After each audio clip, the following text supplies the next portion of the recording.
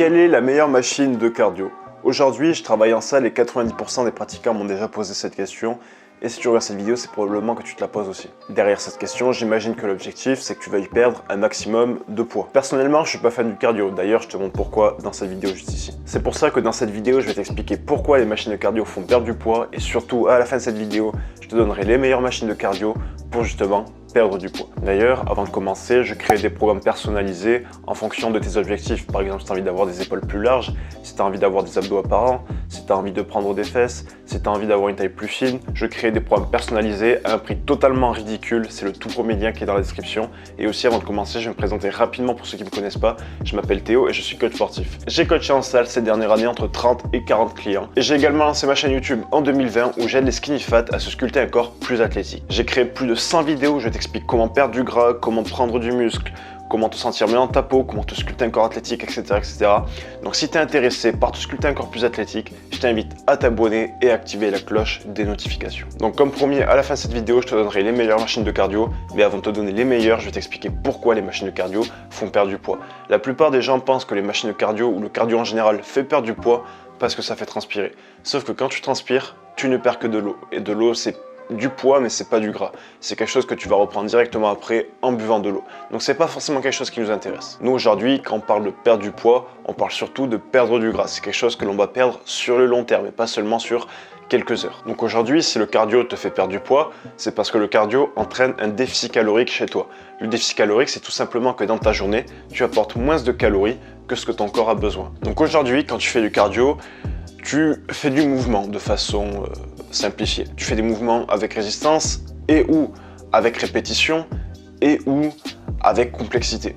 Il y a ces trois facteurs qui varient plus ou moins en fonction des machines. Et forcément, ces trois facteurs vont faire que tu vas devoir demander des calories à ton corps, que ton corps en fait va utiliser ces calories pour produire du mouvement. Donc forcément, en fonction du choix des machines, tu vas augmenter ton déficit calorique ou du moins réduire ton surplus calorique. D'ailleurs, je te montre dans cette vidéo comment fonctionnent les bases de la perte de gras. Maintenant qu'on a fait un petit peu le tour des machines de cardio, pourquoi ça fait perdre du poids. D'ailleurs, si tu n'as pas trop compris, je t'invite à me le dire en commentaire, j'y répondrai dans la seconde qui suit.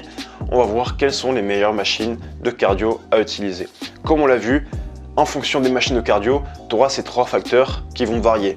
Donc la complexité du mouvement, la durée de l'effort, donc avec la répétition. Donc en gros, plus un exercice va être dur, moins tu vas pouvoir le tenir, c'est logique. Et aussi la résistance que tu lui appliques. Plus un mouvement va être réalisé avec une résistance, plus tu vas brûler de calories. Par exemple, un mouvement que tu réalises avec 10 kg va te demander moins de calories que ce même mouvement que tu réalises avec 15 kg. Donc pour choisir quelle est la meilleure machine de cardio à utiliser, il faut savoir qu'il n'y a pas une meilleure machine pour tout le monde. Ça va varier en fonction de tes points forts, de tes points faibles. Est-ce que toi, tu as plus de facilité à faire des mouvements à résistance? Donc est-ce que tu es généralement assez fort sur les mouvements de musculation par exemple? Est-ce que tu es capable de faire facilement un même mouvement pendant 1 heure ou 2? Donc là on va agir sur la durée du mouvement, donc la répétition. Ou est-ce que tu es assez coordonné?